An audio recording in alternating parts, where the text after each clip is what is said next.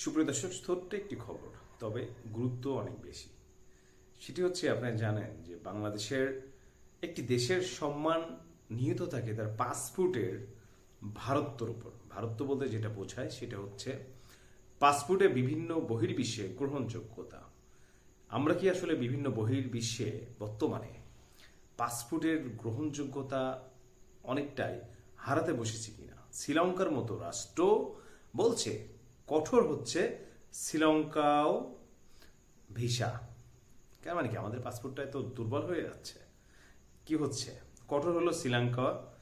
আসলে শ্রীলঙ্কা একটা কি রাষ্ট্র ছিল বলেন? এখন ভিসা পেতে অনুমতি লাগবে বাংলাদেশিদের, মানে ব্যাপারটা আপনারা বুঝতে পারছেন যে শ্রীলঙ্কাও আর বাংলাদেশিদের ব্যাপক অনুমতি লাগবে ভিসা পেতে হলে। ইতিপূর্বে ইতিমধ্যে অনেক রাষ্ট্র কিন্তু তাদের পাসপোর্টের বিষয়গুলো মানে আমাদের ভিসার বিষয়গুলো মানে আমাদের পাসপোর্টের হালকা হয়ে যাচ্ছে কেমন যেন। কারণ কি, আসলে কি ম্যাজিক কিছুটা হলেও কাজে লাগছে না, নাকি নাকি ম্যাজিকে কোনো ঝামেলা হচ্ছে? এটা দেখার বিষয়। যাই হোক, সবাই ভালো থাকবেন।